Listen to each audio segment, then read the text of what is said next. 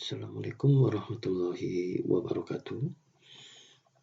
Anak-anakku sekalian, hari ini materi pertumbuhan dan pembangunan ekonomi akan saya jelaskan secara rinci, namun bahasanya saya coba untuk sederhanakan agar kalian mudah untuk membaca, menelaah, memahami serta mengerti apa yang dijelaskan oleh saya.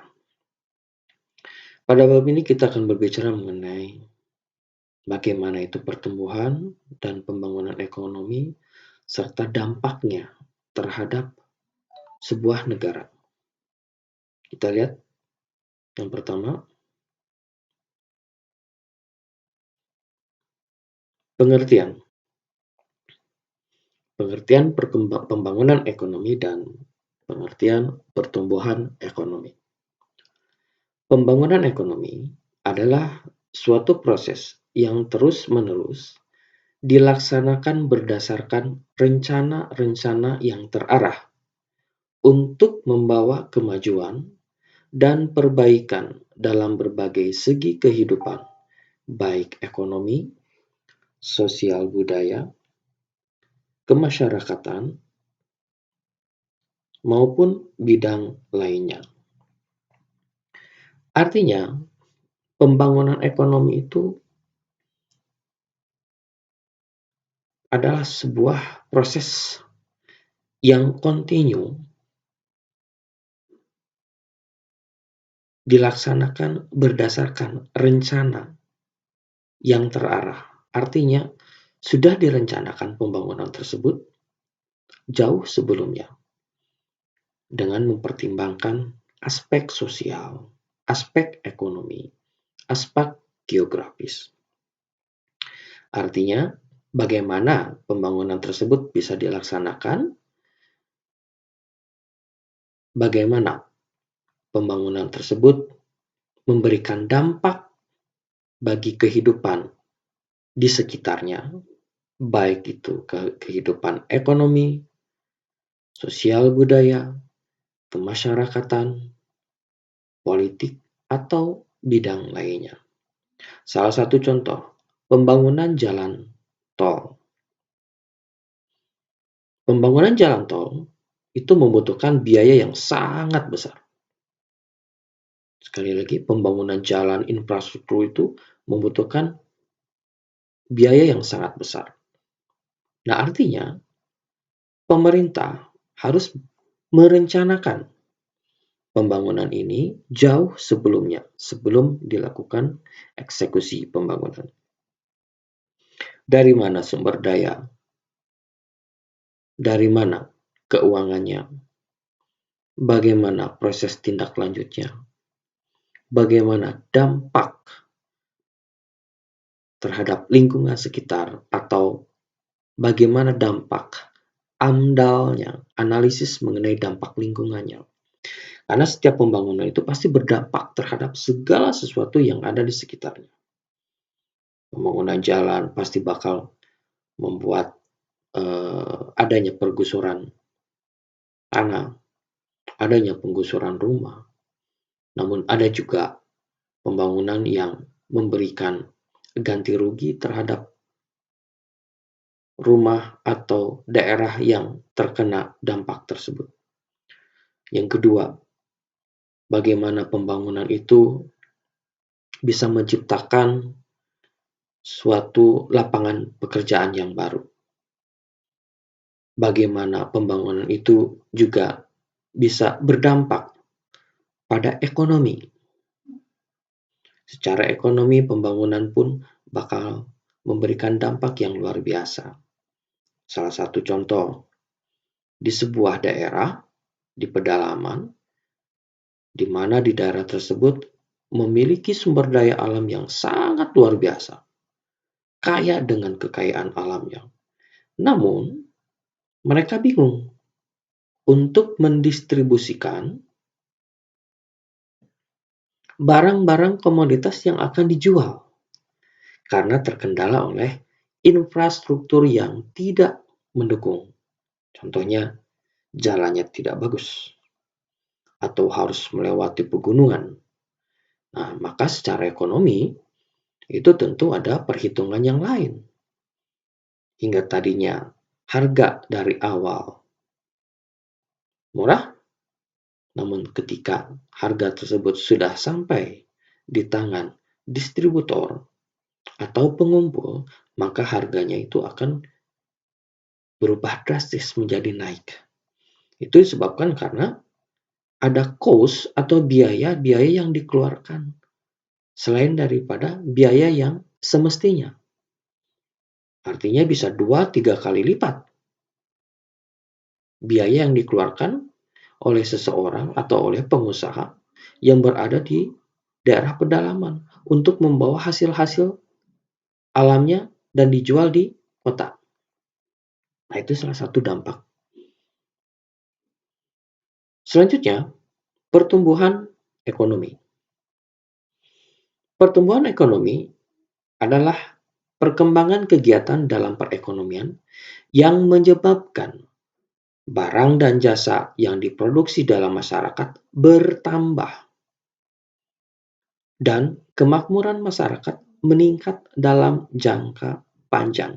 Artinya, ada sinergitas, ada kontinuitas, ada keberpihakan antara pembangunan ekonomi dengan pertumbuhan ekonomi. Nah, ini dimaklumi. Kenapa? Karena jika pembangunan ekonomi berjalan dengan baik, berjalan mulus, maka secara otomatis pertumbuhan ekonomi pun bakal mengimbangi.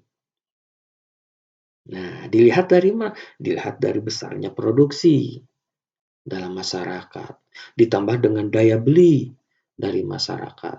Maka secara otomatis kegiatan perekonomian akan berjalan dengan baik.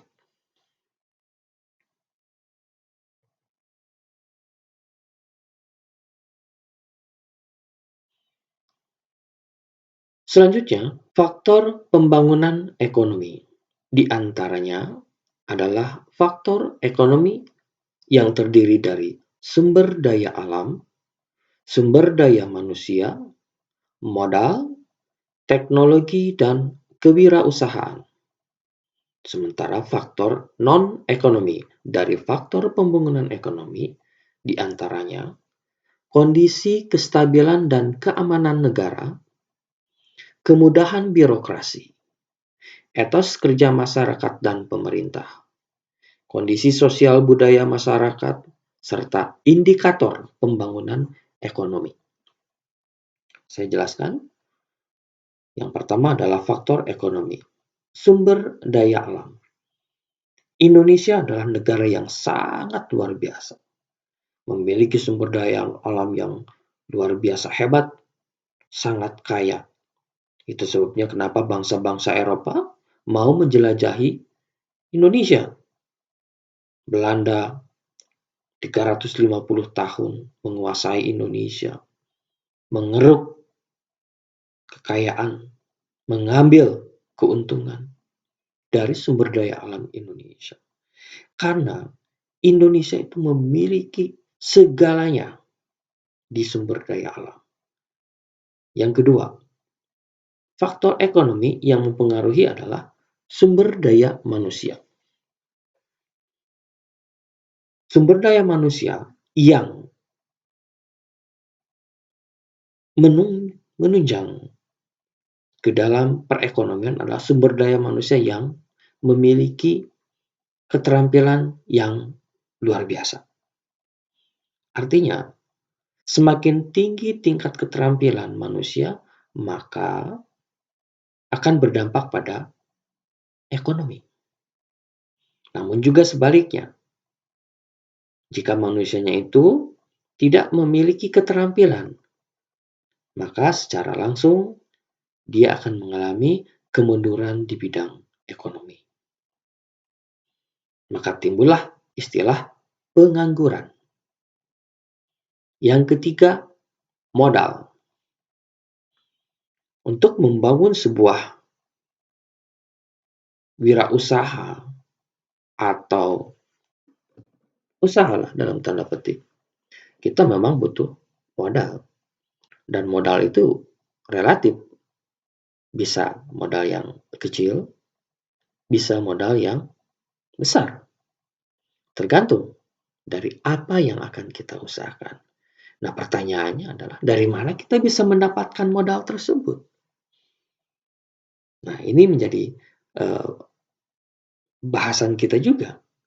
Bagaimana kita bisa mendapatkan modal? Jangan khawatir, karena modal bisa kita dapatkan dari mana saja, termasuk dari pihak bank. Kita tinggal mengajukan pengajuan kredit usaha kecil dan menengah kepada bank, asal memang kita sudah memiliki dasar usaha apa yang sudah kita rintis. Selanjutnya adalah teknologi dan kewirausahaan. Dewasa ini sekarang banyak sekali para petani membajak sawah, mengolah sawah, sudah tidak menggunakan tenaga hewan, utamanya kerbau dan sapi. Tapi sekarang sudah menggunakan teknologi, yaitu traktor. Nah, apakah dengan adanya teknologi bisa memicu pembangunan ekonomi? Bisa, karena mungkin lebih efisien, lebih efektif dalam mengolah sawah. Hanya kembali kepada modal. Ketika seseorang memiliki modal, maka dia bisa memiliki teknologi. Begitu kira-kira ya.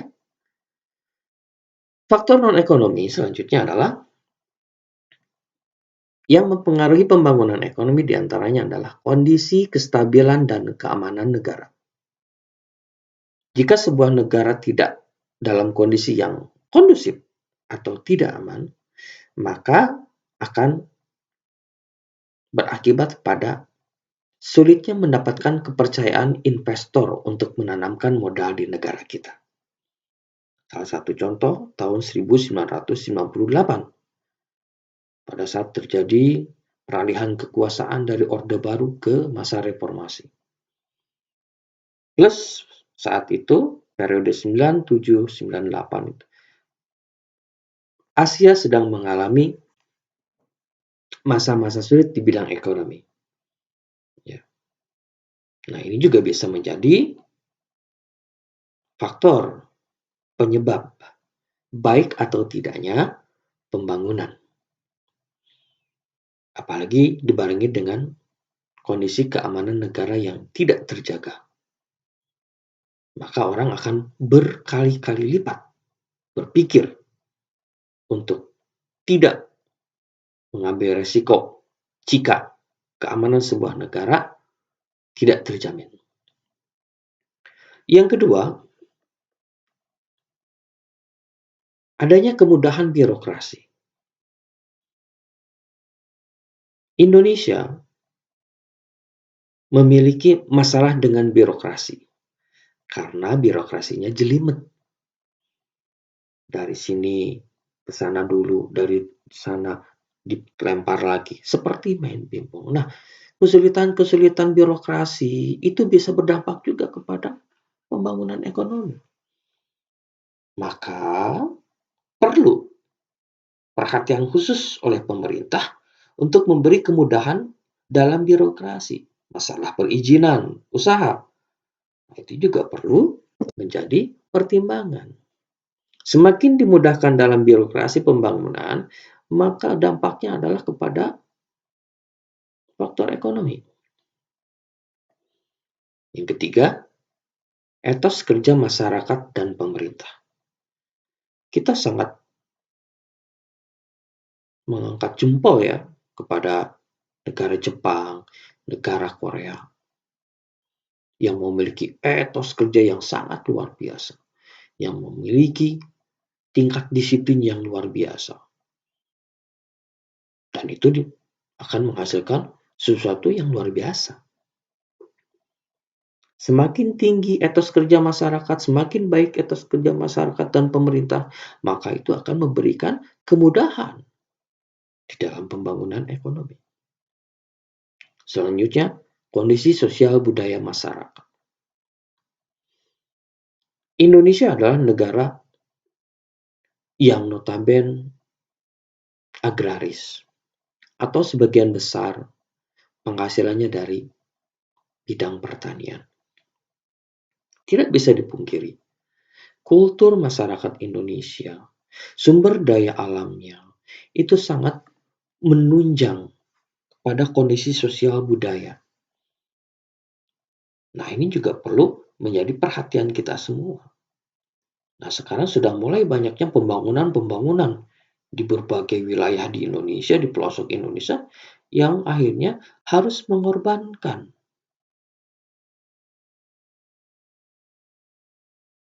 kondisi sosial budaya setempat. Salah satu contoh, pembangunan Waduk Jati Gede di Kabupaten Sumedang. Dan itu luar biasa,